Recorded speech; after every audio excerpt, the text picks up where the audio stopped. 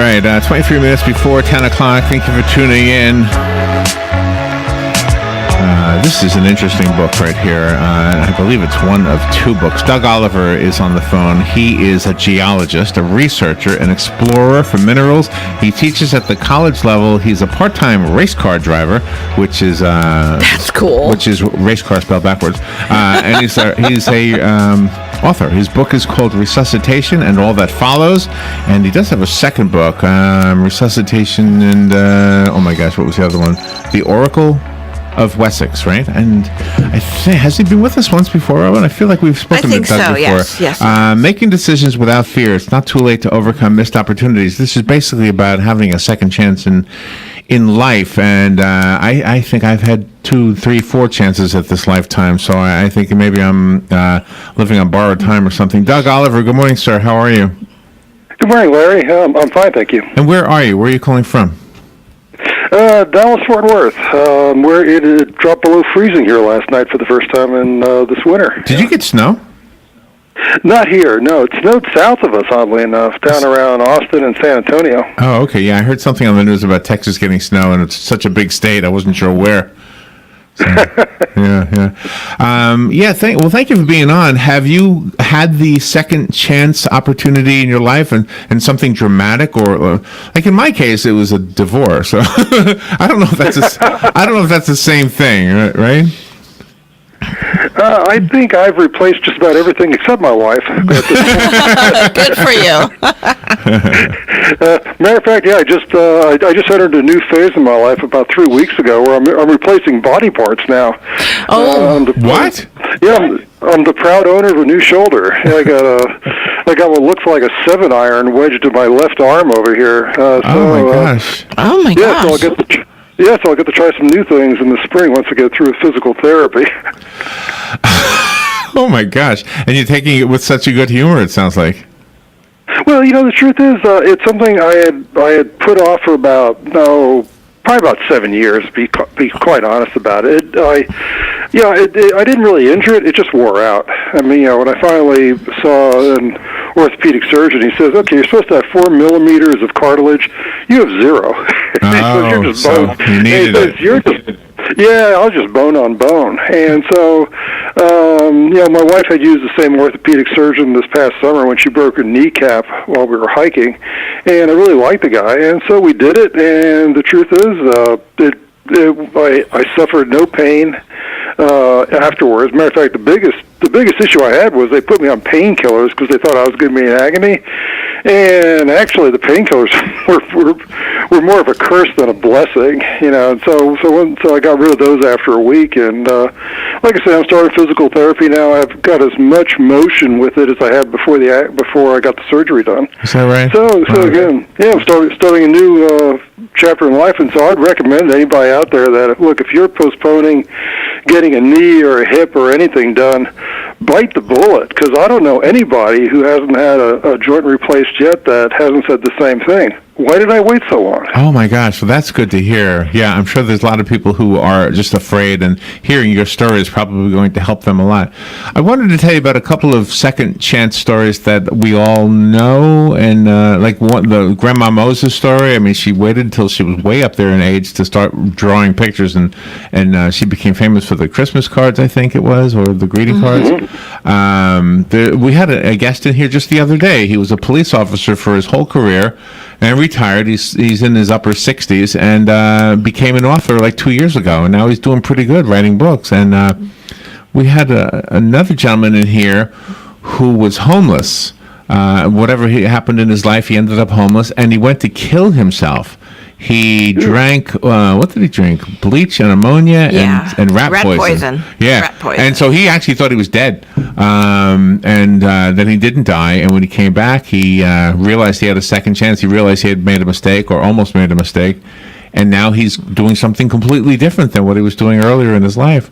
In your story, it's not intentional, but Grady is the main character, Grady Moran. Yes. Is given a second chance. So tell us about Grady. Is Grady based on a real person? No, actually, he's pretty much a construct. The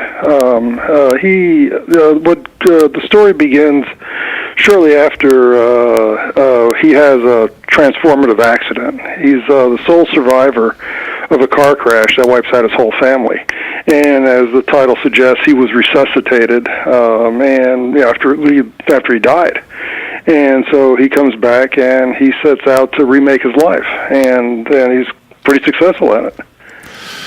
And is it based on anything? And in what ways do we live our lives differently when we realize we've had a second chance? Well, in his case, he forced to enter life on his own, literally without his parents or family support anymore. Mm-hmm. He goes out and recognizes that there were a number of things he hasn't done, even though he's young, that he was just too fearful to try. And he's liberated. And then he goes out there and tries new things, tries sports, takes school more seriously, and becomes socially more active and assertive. And so he changes his life drastically. And so the first book covers the 1 year period between the accident and the first anniversary. Okay. And by the end of the first year, he's a completely new person. And the second book, that came out earlier this year, right? It did. Yeah, it came out just right after the first of the year. I feel I'm having like a deja vu with you. I feel like we talked. I feel like we talked about the second book. Okay, you do remember? Yeah, yes, I do. So we talked about the Oracle of Wessex before, but not this one, right? No, actually, we talked about this one. I think we just briefly mentioned that there was a second book on the way. Okay, gosh, I'm so confused. But everything sounds so familiar. Deja vu. So what is it that takes place in your mind that helps to develop this kind of a story? Well, it's the truth is, I think for us baby boomers, this is, I think, kind of there's a universality to this. I think most of us baby boomers have now reached the point where, our life is pretty much cast in stone, to some extent. And I don't want to say that you can't change things, but there's a lot of things that you can't change. If you wanted to be a millionaire, you'd probably be one by now. And no amount of lottery, and no matter lottery tickets is probably going to change that. There were all sorts of opportunities you might have had at one point that maybe they're gone now. But the truth is, there's a lot of things that aren't gone. And there's a lot of things you can go back and redo. Your policeman who became an author. Yeah, people can do that. Yeah. Well, I think sometimes people don't resuscitate, and I don't mean in the physical sense, but you hear about people who. They had a dream for their lives and they're 40 years old and they're thinking, might as well not even try. And for the rest of their lives, 30, 40 more years, they're sitting on a couch watching TV every night and living other people's lives, even if they're fictional people. Yeah, and actually there's a character in the two books, Grady's best friend, who was based on a real character. And, he was somebody I grew up with. And he was never told he was college material. Nobody in his family had ever gone to college, so he didn't go to college. He was basically just told that, that's for different people, that's not for you, Mm-hmm. And by the time he was 21, 22 years old, he confided in me that I made a big mistake. I should have gone to college. And I said, great. I said, the light bulb finally came on. Let's get you going. He says, no, it's too late. I can't do this. And he never did. And, that's a shame. Oh, that is a shame. Yeah. He died a number of years ago, and his life was just revolved around regret. There are things I should have done that I should have done. And, that's a wake up call. That kind of a story, isn't it? No, it is. And in college, a lot of my students are what they call the non-traditional students, people that are coming back to school in their 30s, 40s, even 50s. A lot of them are women who either tried college when they were 18 years old and had more fun than it was worth. And became homemakers. Now the kids are gone, and now they're coming back. And they are the best students out there. I bet. mean, they run rings around the 18-year-olds because they're scared to death. They're scared to death I'm going to fail. Mm-hmm. And boy, that focuses your attention. And it's really amazing what an effect that people have on other people that you don't think about. I mean, just a flippant remark, well, you're not smart enough to go to college, and then all of a sudden your whole life is turned upside down. It is, and actually, I would say if you want to do one of these transformative changes to your life, the first thing you need to do is you need to get a support network, because maybe your family won't be it. In some cases, they aren't, and I would suggest that if there's anybody that really wants to do something different, whether it's writing, car racing, anything, and first thing to do is do your homework, research it. And let's face it, with the internet, we can all become dangerously knowledgeable in a very short period of time. And then the second thing is find people who are doing what you're doing. If you want to become a writer, join a writers group. And the people there, I guarantee, will be endlessly supportive because they're doing the same thing you want to do. And you're showing an interest in it, and believe me, they will love to give you advice. And then probably they're further along than you are. And sometimes people have to be secure in the monetary realm, though, before they branch off because they have obligations too. Car payments, house payments, a spouse sometimes. Sure. Oh, well, absolutely, yeah. I mean, and this is, this is, I think, one of the problems for the baby boomers is that, a lot of the baby boomers are not financially secure. Mm-hmm. But still, I mean, most of these things don't require a lot of money. Now, if you want to drive a race car, well, okay, that's going to become pricey. But becoming a writer, I mean, a computer is all you need. So as a writer, you're a creator, and you're creating. It's almost like you're God. You're creating people. Tell me about the one who is named Angela. She's the granddaughter of a mob boss. Granddaughter and daughter both. Yeah. She's actually one of my favorite characters, Angela Quartieri. And she actually was based on a real person. The truth is, all of the mob people in the two books were people I knew. Oh, really? Goodness. Yeah. I remember the first time I saw The Sopranos, I thought to myself, this is like watching home movies. Really? Oh my God. Well, yeah. I grew up in New Jersey in the '60s, and my best friend's family were in the mob, and and so it was different. These were different people, but Angela is she's a piece of work. I mean, like most of these mob characters, she's a little salty, and she's definitely feisty. So I enjoyed writing Angela as a character. So the Grady that we meet before the accident and the Grady we get to know after the accident is also like two different characters. Oh, absolutely. And Grady before the accident, you only see tangentially. I mean, you kind of meet him through anecdotes. And we know him. I think the one thing I wanted to tell you about the character. Well, maybe before and after. Like you said, when you watched The Sopranos, you felt like you knew those people. That's the way it feels with Grady. We sort of knew the introverted, quiet Grady. Everybody knows that guy. Exactly, yeah. Matter of fact, the Grady that he becomes is somebody once that read the book described it as this is superhero mythology. That the Grady that transforms himself afterwards is more of the stuff of he's more fictional than the Grady beforehand. I had learned a new person from you, Ronald Wayne.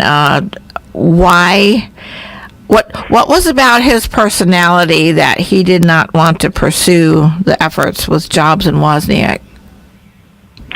Well, I think you're talking about Ronald Wayne, and Ronald Wayne was the third Apple founder. He was kind of like the fifth Beatle, and just like the fifth Beatle, he just kind of looked at these other guys with the funny haircuts and said, "You guys aren't going anywhere," and quit. Well, Ronald Wayne was the same thing. He was the third founder of Apple Computers. He had about a 10% stake in it, and I think he just took one look at Steve Jobs and Steve Wozniak and says, these guys are a bunch of losers, and so he sold his 10% stake. Oh, I don't think he even got $5,000 for it. Mm-hmm. I mean, he sold it for chump change early on, and he made money, and I'm sure he walked away kind of laughing to himself.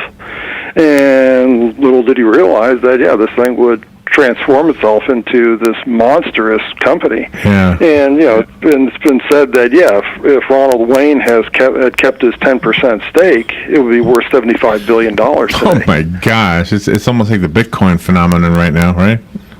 Yeah, well, yeah. Although I think there's a little bit more to Apple Computer perhaps than Bitcoin. Yeah. There's more to it. There's more reason to believe that it'll stay steady, right? Yeah, well, yeah. I mean, the whole Bitcoin thing I think is kind of frightening. How do you advise people to get over their guilt as to what could have been? Well, I think the first thing to do is make a bucket list. Because this is something I'm a really big believer in, and it's not so much that I'm getting ready to kick the bucket, but make a list of things you want to do in the time you have left on this earth. And the truth is, you got a lot of time left. I mean, if you're a baby boomer, the actuaries will tell you probably got another 20, 25 years left. And think about that. I mean, 25 years is probably from the time you were born to the time you got married and graduated college and did all those things. It's a lot of time. And so the first thing to do is, like I say, make a list of things that you still want to do, whether it's places you want to go, things you want to accomplish, events you want to participate in, concerts, whatever. Are you a pilot? And then, no, thank God, no. Oh, I'm looking at the picture on Amazon. It looks like you're flying a plane. Maybe you're just a passenger in a plane. I was, yeah. It's a helicopter, yeah. And in a helicopter, the pilot sits on the right. Oh, okay. Oh, okay. Okay. Yeah, so I was a passenger. No, I think I would have killed myself. But you're a race car driver, and that's pretty impressive. At what age did you start racing cars? I think I was in my early 50s. Wow. I did it largely because of my son. My younger son, unfortunately, inherited my oversized right foot, and he was getting a slew of speeding tickets. and so I said, look, let's try a venue that you might, first of all, be safer, and you're less likely to lose your license. And so we took up race car driving, and he was extremely good at it, but he lost interest. And so I thought, well, I really enjoy doing this, and so I've been doing it ever since. And once I get my shoulder functioning again, I'll pick it back up. Okay, yeah. Now I see a connection there. That's really hard for people, though, because if they're good at something and they do it, and then, like you said, your son lost interest, he wanted to move on to something else, and that's really hard for other people to understand. Yeah, and but the funny thing was, I wasn't too opposed to him moving on to something else. Like I say, he was a lot better driver than I was. He was also a lot harder on the equipment, and pretty much at the end of every race weekend, I'd be looking at $2,000 to put the car back together again. Wow! So, how fun is it to write back in time? And are there any challenges associated with that? I cheated, and the way I cheated, I knew the way I had the story lined out, I knew it had to take place at least 20 years ago, because it has to be a retrospective, because it has to project into the future at some point. And so rather than research a whole cast of characters and a whole setting, I pretty much just went back to my hometown, and so I based everything on what I grew up with, including a lot of the people. Matter of fact, I would say that probably only about 2 or 3 people in there are entirely fictional. I mean, almost everybody in one way or another is based on somebody I knew. How do you tell people that they need to keep their demeanor when they're pursuing something they want, but they still have to interact with others? Well, I think we're all kind of good in terms of having compartmentalized lives, and I would say that if you truly want to do something that is out of your comfort zone, and is going to be out of other people's comfort zones in terms of what they know about you, then you compartmentalize it. You don't need to. It doesn't need to be the first thing out of your mouth at a cocktail party. You can kind of share with people that might share similar interests. Mm-hmm. But I think compartmentalization is a pretty handy thing to have.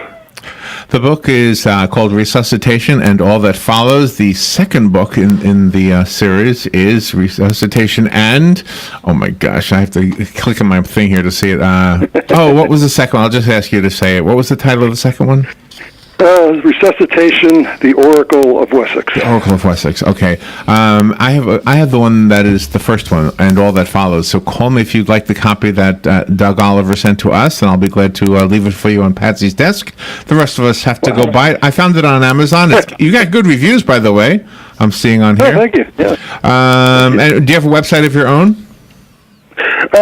Just on Facebook. It's called the Doug Oliver Author Page, and and if any of your listeners ever want to email me with questions or contact me, they can contact me through Facebook, and I'll be happy to talk to them. All right, excellent. Do you celebrate the holidays?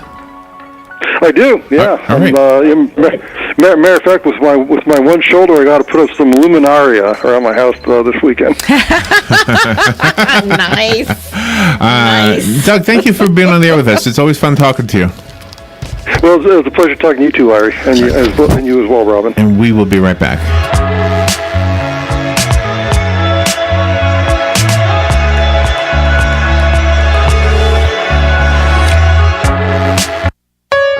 Langley Health Services, located at 7205 Southeast Maricamp Road in Ocala, is a federally qualified health center offering family practice, pediatrics, podiatry, dental, behavioral health, and radiology services. Call 352-680-7000 for an appointment today. Most insurance accepted, sliding scale for those who qualify. Langley Health Services. Call today, 352-680-7000. If you have already heard Mr. George on AM Ocala Live, then you already know that he is an angel on earth. Mr. George was homeless for 4 years and now is on a mission to help the homeless in Ocala. Under the wing of the great folks at Bob Wine's Camellia Gardens and Nursery, Mr. George Ministries will be serving hot lunches and giving away clothing and hygiene items at the Marion County Courthouse on Saturday, December 16th. Be sure to tune in to WOCA The Source on Thursday, December 14th at 9:30 a.m. when once again, Mr. George will be our guest on AM Ocala Live. Hey Ocala, this is Kelly Hart, Executive Editor of Ocala Magazine. Did you know last year Ocala Magazine won more awards and excellence than any other publication in Florida? And this year, Ocala Magazine was named Best Consumer Magazine in the state. Now you can join me every Friday at 10 a.m. on Ocala Magazine Radio, where we bring the pages of Ocala Magazine to life, right here on The Source. Ocala Magazine thanks you for making us number one. And remember, there is only one Ocala Magazine. Broadcasting from the Paddock Mall Studios, this is WOCA, Ocala, Gainesville, The Villages.